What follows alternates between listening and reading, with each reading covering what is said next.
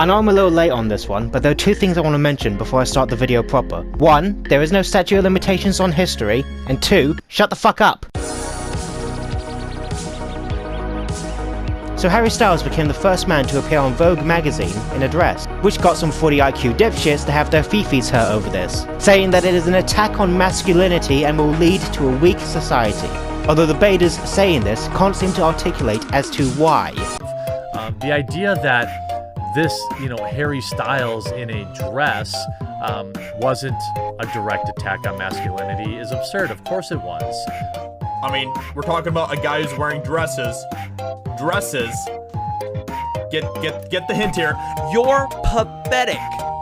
That seems pretty racist, Olivia Wilde. Do you have a problem with black people? I've never once just walked into a female's clothing store and really just had a desire to put on some high heels and a dress and put on some makeup and smell the perfume and walk around and click clack, and walk down the halls and look at myself in the mirror. And I've never had that desire as a man, so I don't know if it's a mental thing or what, because this is not normal behavior. This is not normal behavior from a straight male. Aww, does seeing a man in a dress hurt your feelings? What happened to you when you saw this? Did you get cancer? AIDS? Leprosy? Show me on the doll where it hurts. If a mate of mine ever came up to me and told me he was upset over seeing a man wearing a dress, I would ask him, why do you feel threatened by someone who you simultaneously consider inferior to you? And then I would proceed to laugh in his fucking face. I know it seems difficult, but listen. The sooner you stop obsessing over what other people are wearing, the happier you'll be. I promise. And as a bonus, you'll come off as less of a creep. However, we cannot pin all of this onto these useful idiots. This all started when Candace Owens, someone who tried to make a doxing website, remember that? I do. What we do is we attach their words to their places of employment, and anybody in the entire world can search for them. What we are doing is figuratively lifting the masks up, so nobody can hide behind, Twitter handles or privatized profiles. From attempting to strip people of their privacy online, to inciting people to be condemned by society for what they wear. She has a weird habit of trying to infringe on other people's freedoms, and she believes the baseless claims of election fraud. So she's one of those. And most concerning of all, she thinks the transgender movement is the work of Satan. I'm not even joking. But for parents, if you have the option, if you can do private school, if you can do charter school, if you can do homeschool, which is very cheap, by the way, there are a lot of parents on a low budget that do homeschool. If you can do that to try to affect your child's worldview as much as possible, teach them to think critically and think biblically, then get your kids out of government school. You're not doing them any favors by sending them on the front lines when they are 5 and 6 years old to try to defend the worldview that you were teaching them. Keep them at home and keep them under your care and authority for as long as you can to prepare them for the craziness that's out there. And what if you can't? What if you're in a circumstance, you're a single parent, you work all day, you got to send your kids. And this is kind of the trap that the government perfectly provides for a lot of, impoverished families is we're basically your daycare, right? What if you can't? How do you combat your child going into a kindergarten class, and this is actually the circumstance in some schools where they are allowed to call your child by a different gender all day, and they're not required to tell the parent. I can't wrap my head. To me, that is Satan, right? Yeah. Satan is the author of lies and deception. And when I look at the face of this trans movement and this trans agenda and confusing kids are already confused about everything, you know what I mean? And our job is to tell them what the truth is. And when I see that, I think this is actually satanic. And I just don't know what we say to those parents who can't afford to take their kids out. I've seen a few people calling this demonic as well. Remember when people used to say that heavy metal music was satanic? And how video games would turn our children into serial killers? Even Pokemon was apparently demonic. Of course, today we look back on those people and we make fun of them.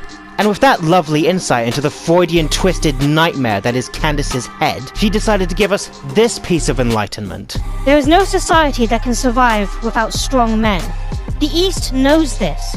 In the West, the steady feminization of our men at the same time that Marxism is being taught to our children is no coincidence. It is an outright attack. Bring back manly men. Wait, what does economic theory have anything to do with fashion? Have you seen communist propaganda? They made a deliberate effort to distinguish men and women by their clothing. People have been gender bending for thousands of years before Hollywood and before Karl Marx was even an itch in his dad's bollocks. Fuck it. And just to clarify, this isn't even gender bending. This is just someone changing his clothes, which makes it way more mundane. Imagine being that much of a fucking pussy. Which is why I love the insinuation that Western civilization is so fragile that a man in a dress can make it collapse. Maybe it's not a society worth preserving. Just a thought, and this ignores the fact there are matriarchal cultures today, like in China, Kenya, Indonesia, India, and Costa Rica. You know Candace's husband is white. The reason I bring this up is because back in the 1950s, race mixing was considered communist, as well as homosexuality. And I'd be remiss if I didn't mention the shit Martin Luther King Jr. had to put up with. It's weird how some people with a political agenda will try to use certain buzzwords to incite fear and panic, thereby stifling the progression of society, maintaining the status quo to infringe on the freedoms of others. But as a society, we realized that was fucking stupid, which is why today, we look back on those people and laugh at them. What's this I see? Aren't suits typically worn by men? Isn't her wearing a suit an attack on femininity? If you're being consistent in your argument, then the answer is yes. Sounds like a rule for thee and not for me. Either Candace has unknowingly fallen victim to the feminist, Marxist-Leninist, communist agenda, or she's suffering from diarrhea of the mouth. I'm just curious, what does she think about COVID? Ah, there we go. A global pandemic that can kill people and have unforeseen side effects for years to come? Nah, nothing to worry about. A man in a dress? Suddenly, Western civilization faces Armageddon. This is the epitome of being a fucking idiot. Seriously, your ability to assess danger is fundamentally fucked and you are of no use to anyone. You should be mocked and ridiculed until the inevitable heat death of the fucking universe. Even Elijah Wood got involved. I think you've missed the definition of what a man is. Masculinity alone does not make a man. So, Candace, being an intellectual mountain, responded with, Don't tempt me, Frodo.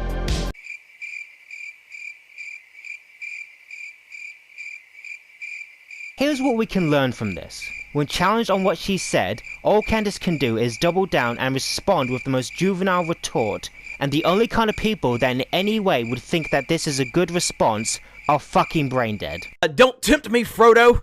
A fantastic response. I rest my case. One major dipshit isn't enough to get my attention. Two, however, now that is some powerful stupid. Ben Shapiro, founder of the Daily Wire and producer of the most exquisite toilet paper known to man. I particularly like that bit in True Allegiance where Ben demonstrates how he's well versed in black culture. Our last character is, brace yourself for this one, Levon Williams, a drug dealer from Detroit who hustles his way into a civil rights movement that's a stand-in for Black Lives Matter. If there's one character who will just drive you up a wall with the naked racism of it, it's Levon. So look forward to that. Who's got a fancy crack operation because Ben's knowledge of black culture is from movies from the 1970s and 80s. Levon meets Jim Crawford, a civil rights leader who takes Levon under his wing after Levon poorly quotes Hamlet. Jim responds, quoting dead honkies, "You might be useful yet." Ben thinks that's what black people talk like. A master of nuance, revolutionarying the way political messaging is integrated in media. Seizing on this opportunity, Omari is going to threaten to detonate the nuke. Ellen rises to the occasion in this moment by confronting Omari when all the other passengers can't, described in this unbelievable line. The other passengers looked around uncomfortably, paralyzed by a peculiar inability to overcome their political correctness. That's right, the passengers are too politically correct to stop someone trying to detonate a bomb. Ben doesn't adhere to stereotypes of demographics of people in the world. This is a new character who gets a focal point chapter just for this one time only. He's a terrorist from the Middle East, and you better believe his name is Muhammad.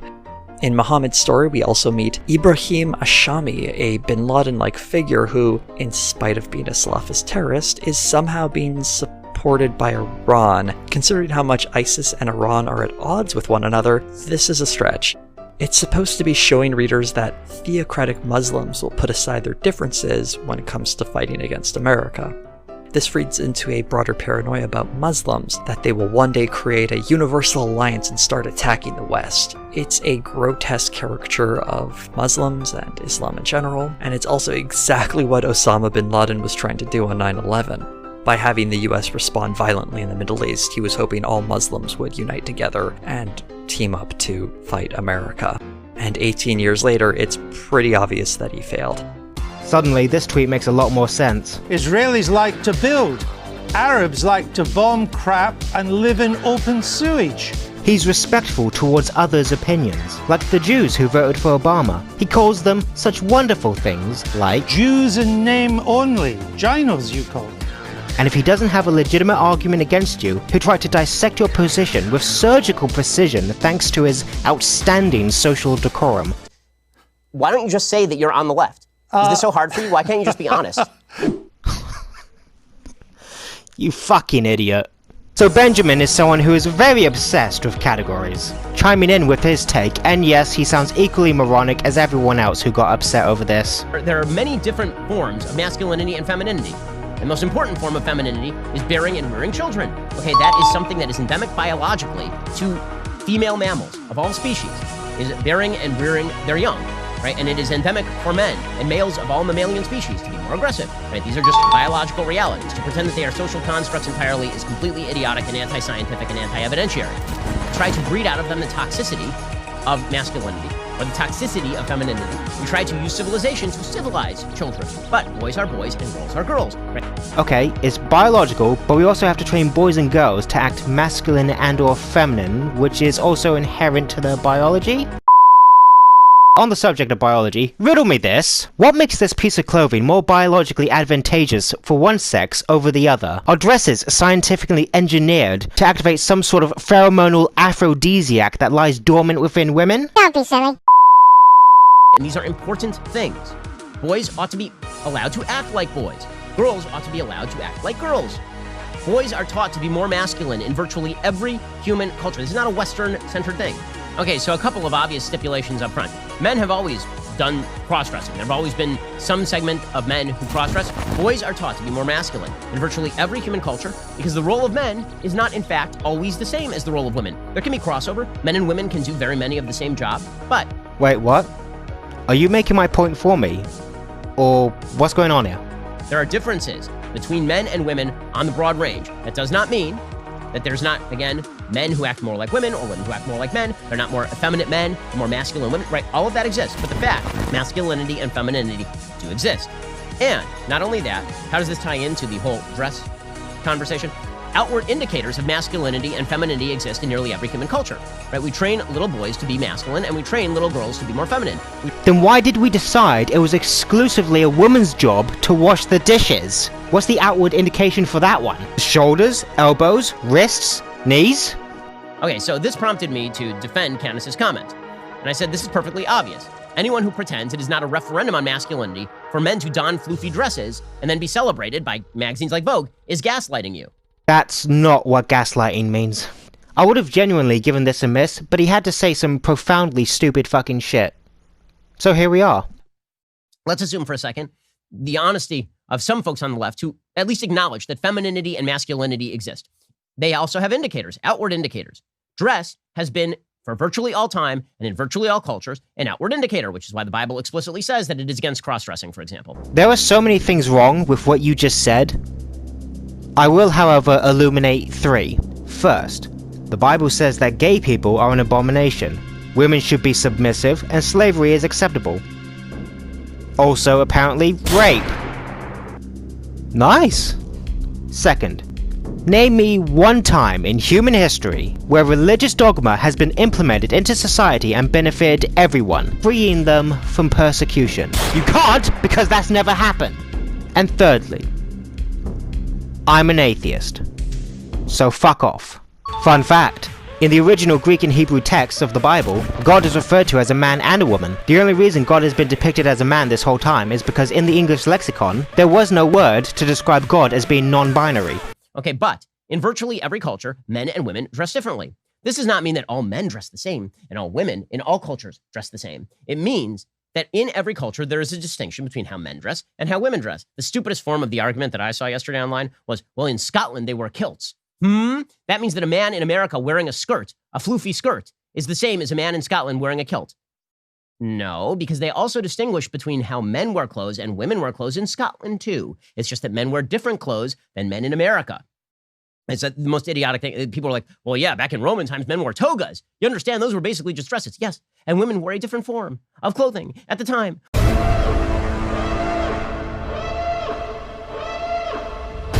And noting that men wore floofier stuff in the 16th century in Britain does not change the fact that women wore completely different clothing in the 16th century in Britain. If a Scot and an American are on neutral grounds, the Scot will say that the kilt is a sign of masculinity, while the Yank will say it's a skirt and therefore feminine. Which one of them is correct? Or, a deeper philosophical question, how much can you remove from a kilt until it becomes a skirt? The sporran? Nope. The pattern? Not necessary. So what makes a kilt a kilt? Now, if you want to talk about a kilt, okay, exceptions will be made for traditional garb. Many cultures have some form of what we may refer to as a dress. Exactly! So masculinity and femininity are not part of some ephemeral truth that encapsulates the world over. It is a mindset informed by our social conditions. And articles of clothing are not biologically disposed to one specific gender. That is informed by societal rules and culture, not biology. If masculinity is different in other parts of the world, then why is masculinity in the West any more true? See it this way. As far as we know, all religions are equally true, because we don't know what's on the other side. But for the sake of argument, all religions are equally true. If you're born in America, you're most likely going to be brought up Christian, and therefore see that religion as more true than all the others. But if instead you were born in Pakistan, you will be brought up Muslim and view Islam as more true. It's the social conditions in which you were brought up in that gives them conviction. The social conditions you use as a point of reference of how society has operated hasn't even been around for 100 years. Compare that to how it was 500 years ago, and it's like night and day. And compare that to the 5,000 recorded years of human history, and it's not even a fart in the wind. You know, 100 years ago, boys used to wear dresses, right? And pink, the most feminine color today, it used to be worn by boys, because red was considered manly and pink was just a lighter shade of red, which it basically is. And it wasn't until the 1940s where pink was exclusively made for girls, and blue was attributed to boys. So this conception of society has only been around for 80 years. Not even a fucking century. Think about that. The same men who fought in World War I and II wore cute little pink dresses as children. Do you think they grew up questioning their gender identity, or asked themselves if they were less masculine? While I'm giving you a history lesson, did you know the Persians wore high heels in combat, which were passed on to the Europeans and were consistently worn by men, as well as stockings, makeup, colourful fluffy dresses, which made them look like a fucking peacock, because it was a sign of wealth and or royalty. And when women started wearing high heels, the men at the time would complain and say how it was taking away their manliness. And have any of you really taken a good hard look at cowboys? Both men and women wore dresses, high heels, stockings, and all kinds of shit at one point in history. That's just how fashion trends work. Most of history, all men wore dresses. Julius Caesar wore an airy toga, and quest to divide Gaul in 3 parts. Henry VIII, terrorizing his wives while clad in bedazzled doublets. Louis XIV, you'd better believe that the bad boy was sporting some exquisite hosiery as he ruthlessly crushed all political opposition. Well, that is, without a doubt, true. These people did wear ridiculous clothing, but this was also 500 years ago. That's true. Most of us today can look back on this and go, well, that's rather silly. But guess what, Brainiac? The same thing is going to be said about us 500 years from now. You might think they'll look back on this and think this is funny, when it could easily be the other way around. Look how different America is from 1920 all the way to today. Despite being the same country, it is unrecognizable. If you brought someone from back then into modern day, they would see that gay marriage is legal, women hold political positions of power, and not only is segregation over, but there's race mixing. They would have a fucking heart attack. And that's just 100 years difference. 500 years? It might as well be an alien planet. What is normal for us now was inconceivable back then, and vice versa. But if some of you still genuinely believe that wearing a dress symbolizes the feminization of men, let's try this little thought experiment, shall we? If wearing a dress today makes men more feminine, then how come by the 1950s, why didn't wearing makeup or high heels make women more masculine? Whatever excuse you come up with for women in the 50s, you can apply to men wearing dresses today. At some point, there was a transition to normalize certain fashion trends. Like, oh I don't know, fucking suits? Let's view one aspect of masculinity that doesn't conform to the scientific consensus. Not showing emotions. Psychologists would argue that suppressing your emotions is a really fucking bad idea, which is probably why so many men on average end up killing themselves. But this is a immutable masculine trait, so I guess I have to adhere to the conditions of society. I never agreed to this, I don't even have a say in this, and if I dare to speak out against this bullshit, I'll be considered inferior. Nice! So because you're born a certain way, you have to act a certain way, and therefore think a certain way. You know that makes it a lot easier to control people. I thought you people were pro-freedom. It sounds to me that you're advocating for the opposite. Don't question anything, don't think about it, just accept it. You know, getting upset over this reveals that you have a very rigid and submissive mindset, while also being a bit of a control freak, and capable of even conceiving that maybe other people want to live their lives in ways that is different from yours. At the end of the day, this is what is known as an appeal to tradition, and if someone was so inclined, they could use this to justify the most insidious shit in human history. Well, women have always been subjugated throughout all of human history. Well, homosexuality has always been condemned and punishable by death throughout all of human history. Well, slavery has always been acceptable throughout all of human history. Well, child marriage has always been acceptable throughout all of human history. Truly, an intellectual juggernaut. I'm a big fan of some old ideas myself that I think are pretty good.